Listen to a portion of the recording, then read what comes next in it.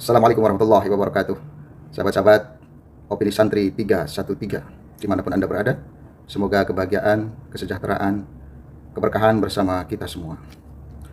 Maraknya pembelokan sejarah di negeri ini membuat kita tercengang, bahkan cenderung tidak percaya, karena ternyata juga dilakukan oleh tokoh-tokoh yang sebelumnya sama sekali tidak kita bayangkan.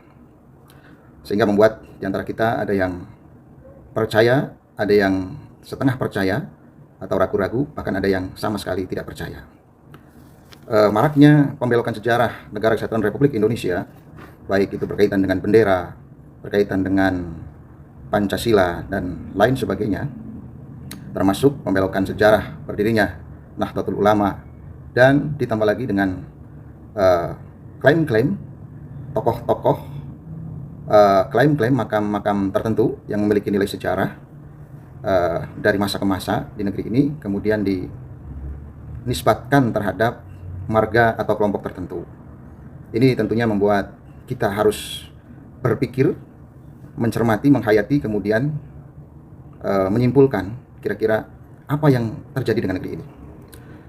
Kalau dilakukan tanpa kesengajaan misalnya, maka tidak akan semasif ini dan tidak akan sebanyak ini, dan nisbatnya itu lebih banyak kepada marga tertentu yang cukup populer di Indonesia.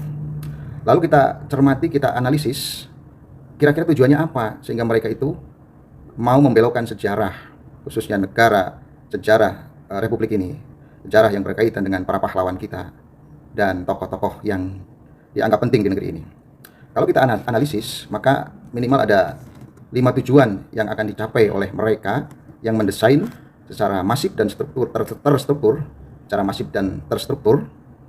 Yang pertama, agar marganya atau kelompoknya, bahkan dirinya, dianggap memiliki leluhur yang hebat dan berjasa di negeri ini. Itu yang pertama. Kemudian yang kedua, agar mereka memiliki pengaruh spiritual di kalangan umat atau masyarakat, bahwa dirinya, kelompoknya, marganya dianggap memiliki terah leluhur yang dekat dengan Tuhan Sang Maha Pencipta. Kemudian yang ketiga, ini yang bahaya, agar penduduk-penduduk pribumi itu kehilangan jati dirinya, kemudian merasa minder, merasa rendah hati, merasa tidak percaya diri, dan lalu bisa dikuasai oleh mereka akalnya, hatinya, dan dirinya untuk dijadikan perbudakan atau budak di era modern ini. Kemudian yang keempat, ada motif ekonomi, agar kelompoknya mudah mencari kehidupan materi di negeri ini, sehingga tanpa harus bersusah payah, tanpa harus bekerja keras sampai anak cucunya. Dan yang kelima yang harus kita sadari, nanti jangka panjangnya 10 tahun, 30 tahun, 50 tahun, bahkan ratusan tahun yang akan datang, maka yang akan mereka capai adalah menguasai sebuah wilayah, menguasai sebuah daerah, bahkan menguasai negeri ini. Dan mereka dan kelompoknya kalau sudah banyak, sudah terstruktur, sudah masif, sudah kuat, maka mereka pun akan bisa menguasai sebuah negara dan berkuasa di dalamnya.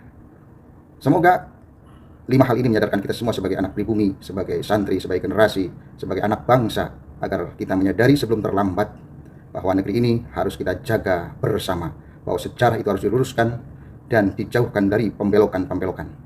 Baik sejarah Negara Kesatuan Republik Indonesia, sejarah tokoh, para pahlawan, dan juga sejarah Nahdlatul Ulama, ditambah lagi pelurusan terhadap makam-makam yang diklaim oleh kelompok tertentu atau tokoh tertentu. Semoga bermanfaat. Wassalamualaikum warahmatullahi wabarakatuh.